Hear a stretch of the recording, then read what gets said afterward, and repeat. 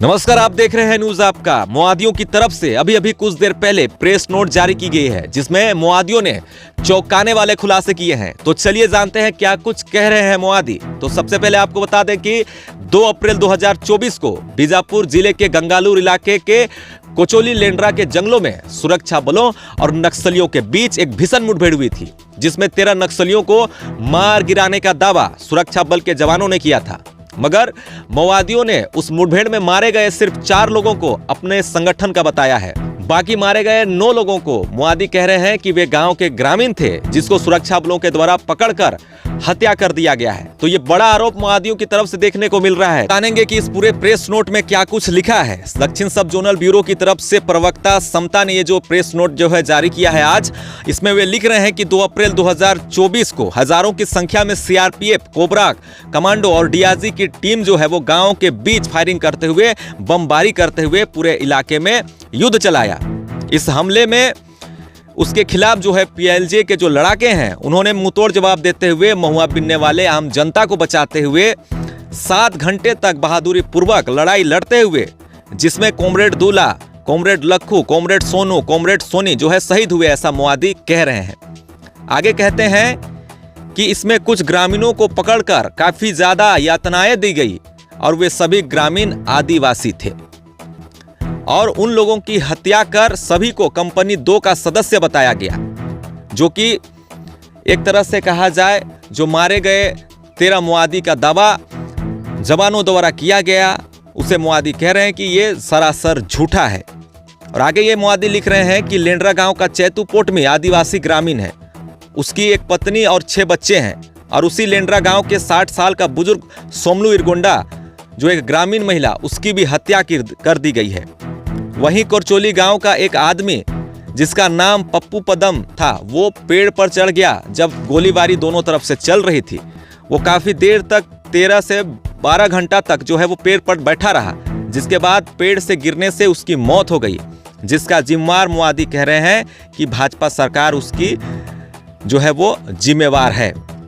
पूरे 8 दिन तक पूरे इलाके को पुलिस ने घेर कर रखा था और 13 लोगों की हत्या कर जो है ये कहानी बनाया गया कि सभी जो है माओवादी थे, सभी जो है वो निर्दोष आदिवासी थे, ऐसा माओवादी कह रहे हैं। दूसरी तरफ कह रहे हैं कि एक तरफ आदिवासियों की हत्या करते हैं तो दूसरी तरफ बीजेपी आदिवासियों के विकास की भी बात करती है।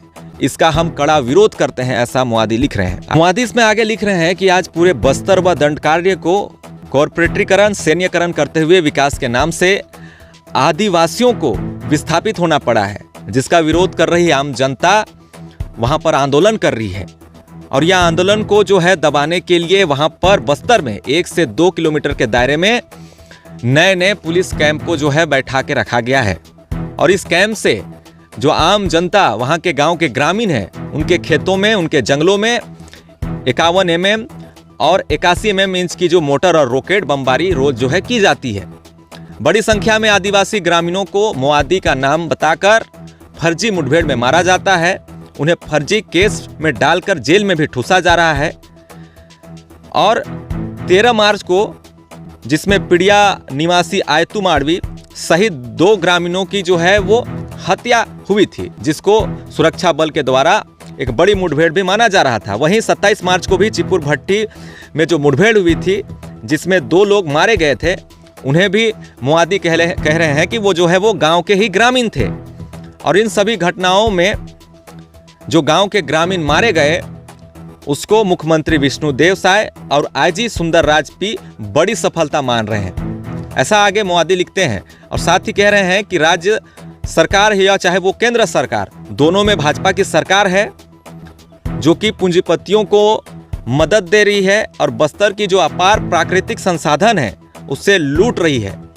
और बस्तर में उसी के लिए जो है यह युद्ध चलाया जा रहा है, जिसमें हवाई हमले हो रहे हैं, वायुसेना, थल सेना, सभी लोग जो है माओवादियों के खात्मे के लिए जो है मुठभेड़ चला रहे हैं। मगर उसके पीछे की जो वजह है वो प्राकृतिक संसाधनों की लूट है, ऐसा माओवादी कह रहे हैं। इसमें आदिवासी सामाजिक संगठन, मीडिया, पत्रकारों को हम अपील कर रहे हैं कि इन नरसंहारों के बारे में जांच कर सच्चाई को उजागर करें। साथ ही निर्दोष आदिवासियों के ऊपर हो रहे नरसंहारों को रोकने के लिए आप लोग आगे आवें, ऐसा ये मोआदी लिख रहे हैं। साथ ही इसमें आगे अंतिम लाइन में लिखा है कि इन नरसंहारों को ब्राह्मण्य हिंदुत्व फांसीवादी मोदी, गृह मंत्री अमित शाह, मुख्यमंत्री विष्णुदेव साय ही जिम्मेवार है। यानी कि तमाम जो मुठभेड़ हो रही है जिसमें नक्सली मारे जा रहे हैं, जिन्हें नक्सलियों द्वारा ग्रामीण बताया जा रहा है, सुरक्षा बलों द्वारा नक्सली बताया जा रहा है, लेकिन असली वजह क्या है इसकी जांच परख होनी चाहिए और सच सामने आना चाहिए। इसके लिए वे इस प्रेस नोट के जरिए जो है सभी से गुजारिश कर रहे हैं, समाज के जो बुद्धिजीवी हैं, सामाजिक कार्यकर्ता हैं, चाहे वो मानव अधिकार संगठन के लोग हैं, सभी से ये अपील की जा रही है कि आप जो है सच को सामने लाएं। क्योंकि आपने भी देखा होगा कई बार ऐसा होता है कि कई बड़ी मुठभेड़ हो जाती है जिसमें ग्रामीणों के तरफ से जो है ये भी आरोप लगते आए हैं कि वे गांव के ग्रामीण थे, किसी काम करने के लिए वे जंगलों की तरफ जा रहे थे या फिर कुछ जंगल में काम कर रहे थे। फिर इस तरह की मुठभेड़ में सच्चाई क्या होती है ये भी देखने वाली बात होगी, क्योंकि दोनों तरफ से जो है आरोप प्रत्यारोप लगते आए। इस वीडियो में हम बात करेंगे जम्मू कश्मीर की तर्ज पर जो है छत्तीसगढ़ में बड़ा नक्सल अभियान चलाया जाएगा, जिसको लेकर खुफिया एजेंसियों की भी बैठक हुई थी। नेक्स्ट वीडियो में आपको ये जानकारी दूंगा।